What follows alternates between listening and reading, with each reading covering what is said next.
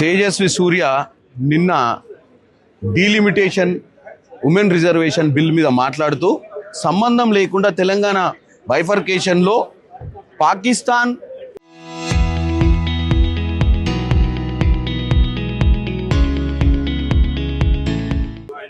ఇండియాను పాకిస్తాన్ డివైడ్ చేసిన బ్రిటిషర్లు చేసినటువంటి డివైడ్ చేసిన దానికంటే కూడా దారుణంగా చేసింది యూపీఏ ప్రభుత్వం అని చెప్పడం జరిగింది.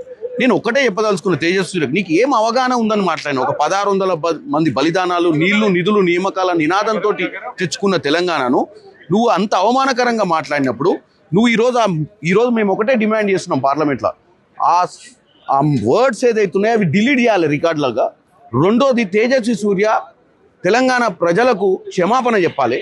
మూడోది, ఆయనను ఎన్కేస్కి వచ్చినటువంటి కిషన్ రెడ్డి గారు తెలంగాణ ప్రజల పుణ్యాన గెలిచి ఆయన ఎన్కేస్కి రావడం ఏందని అడుగుతున్నాను నేను. ఎందుకంటే ఈరోజు క్యాబినెట్ మినిస్టర్గా ఉన్నావు అంటే తెలంగాణ ప్రజలు నిన్ను గెలిపిస్తేనే ఉన్నావు. మరి ఆయన మాట్లాడిన దానికి ఆయనను మందలిస్తావా? వచ్చి ఫ్లోర్ మీద మా సభ్యురాలు అడిగినటువంటి ప్రశ్నకు ఆయన మాట్లాడిన దాంట్లో తప్పే లేదు, మీరు వక్రీకరిస్తున్నారు అని చెప్పి ఆయన ఎన్కోసుకోవాలి కిషన్ రెడ్డి గారు చెప్పండి. ఈరోజు తెలంగాణ సమాజం చూడాలి. బీఆర్ఎస్ పార్టీ వాళ్ళు ఈరోజు అంటారు మేము లేం కాబట్టి అక్కడ మేము ఆబ్జెక్ట్ చేయలేం. మీరు ఎవరు రావద్దన్నాడు? అవయదానం చేసి మీరు బీజేపీ వాళ్ళని 8 మందిని గెలిపించి పార్లమెంటుకు పంపించారు. మీ బుద్ధి తక్కువ పని మీరు చేసింది. ఇంకా మీదికెళ్ళి తెలంగాణ ప్రజల ముందు బీజేపీ వాళ్ళు క్షమాపణ చెప్పాలి, కాంగ్రెస్ వాళ్ళు ఏం చేయలేదంటారు. మేము కాంగ్రెస్ పార్టీ లోపల కడియం కావ్య గారు మాట్లాడిర్రు, మేమందరం కూడా ఆబ్జెక్ట్ చేసినాం దాన్ని. ఈరోజు ఇక్కడ కూడా మకర్ద్వార్ దగ్గర ఈరోజు పొద్దున ప్రొటెస్ట్ చేసినాం.